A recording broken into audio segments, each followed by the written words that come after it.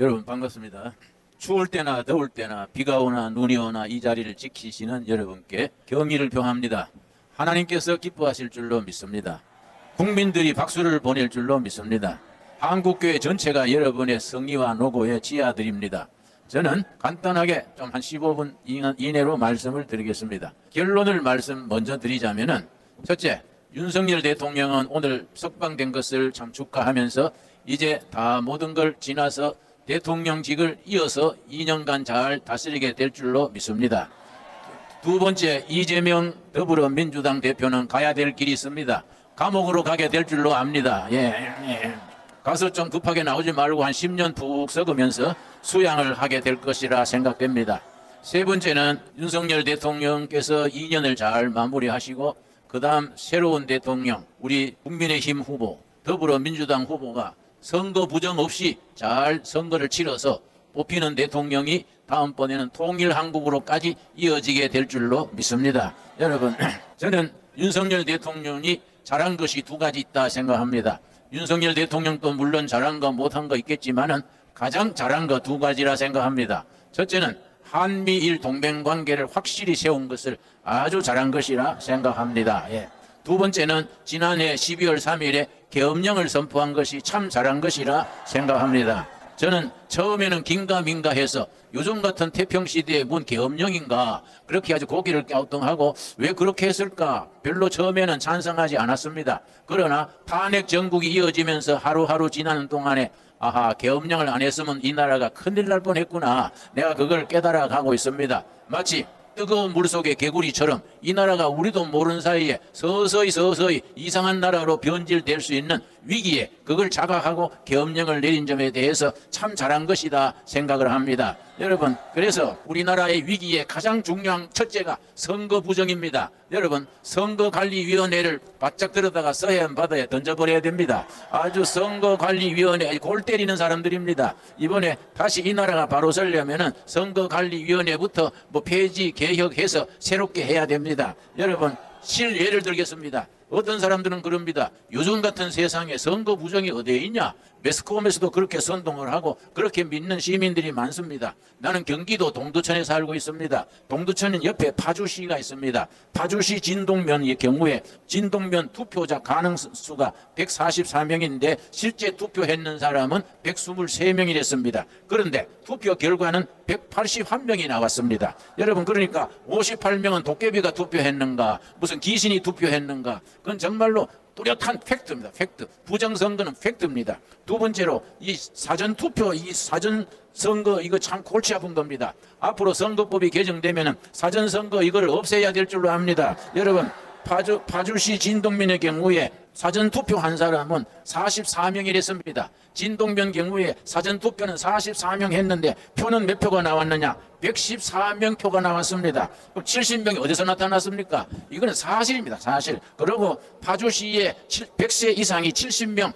투표한 걸로 나오는데 여러분, 153세가 투표한 걸로 나왔습니다. 여러분, 197세가 투표한 걸로 나왔습니다. 희한한 일이지요. 197세면은 1823년에 태어난 사람이 투표한 것으로 그렇게 드러났습니다. 정말로 희한한 일 아닙니까? 이런 걸 우리가 제도적으로 완전히 바로 잡아 나가야 됩니다. 여러분, 우리가 새로운 시대를 위해서 반드시 짚고 넘어가야 될 일이 중국과의 관계입니다. 여러분, 지난번 3월 1일 날 우리가 탄핵 반대 시위를 하는데 한쪽 모퉁이에는 반대 지지 시위를 했습니다. 내가 지나치면서 들어가 보니까 절반은 중국서 말을 하는 것 같아요. 그래서 내가 옆에 가서 니하오 그랬더니 비실비실 피해 뿌리더라고요. 중국이 한국에 왜 그래 관심이 많습니까? 중국은요, 한국을 자기들의 무슨 위성 국가처럼 만들려는 아주 못된 생각을 하고 있습니다.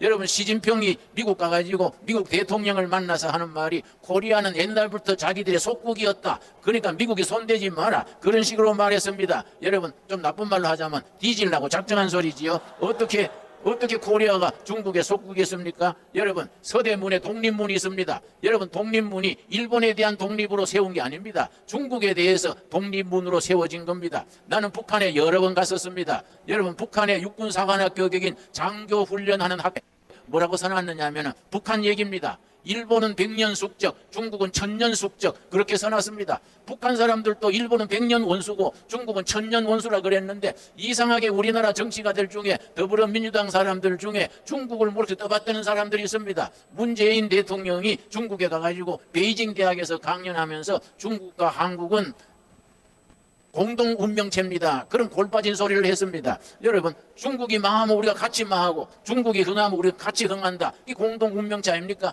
그러고 우리 문재인 대통령이 시진핑한테 그랬습니다. 우리가 중국의 1대1로 정책에 동참하겠다. 그런 허튼 소리를 했습니다. 그런 사람들이, 그런 생각을 가진 사람들이 국회당에 모이면 국회의사당이 골빈당 되지 않겠습니까? 여러분 참 이상합니다. 중국 공산당 창립된 것이 1921년입니다. 100주년 되는 게 2021년에 100주년 기념대회를 했는데 전 세계 공산당이 전부 깃발을 꼽아놨는데 그 중간에 더불어민주당 깃발이 있었습니다. 참 이상하지요? 여러분 그것도 알고 계십니까? 중국 공산당 100주년 창립 기념대회에 더불어민주당 당기가 꼽혀 있다는 거 나는 이해가 안 가요. 왜 그런 짓을 하는가? 이런 거 여러분 바로 잡아야 됩니다. 여러분 우리나라가 정말로 중국에 대해서 얼마나 지난 세월에 어려움을 당했습니까? 여러분 우리가 이런 판에도 우리 더불어민주당의 국회의장 이원식 대통령, 이원식입니까? 그 사람이 이 난장판에 중국 가가지고 시진핑 만나고 왔습니다. 뭐 하려고 만난지 나 참 궁금해요. 이재명 우리 당대표가 주한미 대사 밑에 고개 숙여가지고 쎄색한 거 여러분 사진으로 보셨지요? 아, 참 그 사람 조금 지능이 모자리는지 돌아버렸는지 여러분 우리 성경적으로 말하면 신약 구약이 안 들으면 지약이나 농약 먹어야 됩니다. 여러분 우리가 좋은 나라 만들기 위해서 정말 지금 좋은 현상이 일어납니다. 우리가 가르치지도 않았는데 2030 세대들이 자기 자발적으로 나와가지고 탄핵 취소, 탄핵 반대 외치는 것이 눈물이 나도록 고마운 겁니다. 내가 지난번에 한남동 대통령 관자 앞에 가서 청년 대학생이 그 추운데 떨면서 자리를 지키길래 자네는 이 추운데 어째서 나와서 이렇게 있는가 그랬더니 뭐라고 하는 거 아니? 예, 어르신네 나는 윤석열 대통령 때문에 나온 게 아닙니다. 그래서 그럼 어째서 나올 건데? 그랬더니 자유민주주의 지키려고 나왔습니다. 그러고 하는 말이 그 대학생이 대답했습니다. 우리가 중국식 사회주의 할 수 없지 않습니까? 북한식 공산주의 할 수 없지 않습니까? 자유민주주의가 이어가야 안 되겠습니까? 그래서 내가 얼마나 고마운지 내가 나이 든 사람이 뭘 좀 도와주면 좋겠냐 그랬더니 따끈따끈한 오뎅 국물 생각납니다. 그래서 내가 얼른 밖에 나와서 2,000명분 오뎅 국물 해다가 내가 공급을 했습니다. 여러분 우리 청년들이 얼마나 고맙습니까? 그 2030 세대들이 그런 생각을 한다는 것이 우리나라가 미래가 있고 희망이 있는 증거라고 생각을 합니다. 여러분 끝으로 한 가지 더 말씀드리겠습니다. 우리나라가 정말 하나님이 복 주시는 나라인 것이 이번 계엄령 사태 이후로 한국 교회가 깨어난 것이 너무너무 감사합니다. 한국 교회가 그동안에 받은 많은 복을 누리는데 교회 안에서 머물러 있었는데 이번에 나라의 위기를 느끼고 교인들이 깨닫고 이렇게 추운데도 나와서 여러분 예배드리고 태극기 흔드는 것이 얼마나 감사한 일입니까? 나는 여러분이 이렇게 나와서 태극기 흔드는 거 보이 눈물이 날도록 고맙습니다. 하나님께서 우리 이 나라를 지켜주실 줄 믿습니다. 여러분 우리 특별히 개신교는 프로테스탄트 철치입니다.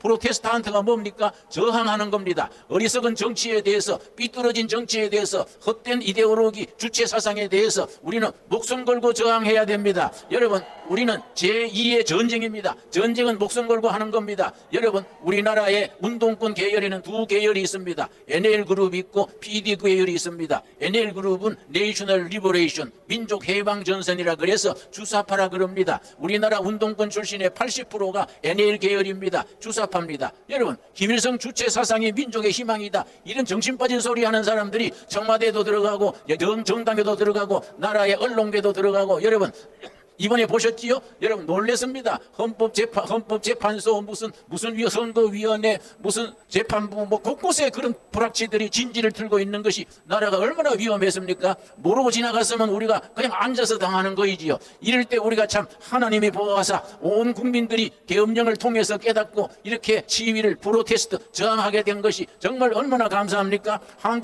한국교회는 이런 국민적 저항에 제2 6.25 전쟁에 우리가 앞장서서 나라를 나라를 구하는 우리가 전사들이 되어야 될 줄로 압니다. 여러분, 그 일이 교인들 중에 엉뚱한 소리 하는 사람 옆에서 뭐라 그러십시오. 정신 차리라고 뭐라 그러십시오. 여러분, 로마서 12장 2절에 있습니다. 세상 풍족을 따르지 말고 예수 그리스도 힘입어 변화되어서 세상을 변화시키라 했습니다. 여러분, 나라면 따라하겠습니다. 변화되어 변화시키자. 여러분, 다시 한 번 더 하겠습니다. 변화되어 변화시키자. 변화되어 변화시키자. 예, 우리 나라를 변화시키고 교회를 변화시키고 아시아를 변화시키는 선두에 서는 한국교회가 되어지기 바랍니다. 그렇게 되어가고 있는 줄로 압니다. 내가 독일의 끝으로 한마디만 더 하겠습니다. 내가 독일에 갔을 때 훔보르트 대학의 입구에 칼 막스의 유명한 말이 새겨 있었습니다. 지금까지의 철학은 세계를 해석만 했다. 그러나 지금부터의 철학은 세계를 변화시켜야 된다. 내 그 말을 읽고 감동을 받아서 속으로 생각하고 내가 설교할 때 그 말을 인용하곤 합니다. 지금까지의 교회는 성경을 해석만 하고 교회를 지키기만 했다. 그러나 지금부터의 교회는 나라를 변화시켜야 된다. 우리 통일 한국 시대에 이룰 때까지 우리 교회가 앞장서야 됩니다. 여러분, 반드시 이루어질 줄로 믿습니다. 우리가 통일 한국 시대에 평양에 가서 같이 예배 드립시다. 여러분, 가까운 시일에 백두산에 가서 여름 수양에 열도록 합시다. 여러분 옛날에 독일의 니체란 철학자가 유명한 말을 남겼습니다. 나를 죽이지 못하면 나는 더 강한 사람이 될 것이다. 여러분, 윤석열 대통령을 죽이지 못하면 더 멋지고 더 강한 윤석열 대통령이 될 줄로 믿습니다. 여러분, 우리를 패배시키지 못하면 더 강한 우리가 정광훈 목사가 되고 우리 세종로 광화문 세력이 되고 더 강하고 멋진 대한민국을 함께 이루어 나가게 될 줄로 믿습니다. 여러분, 감사합니다.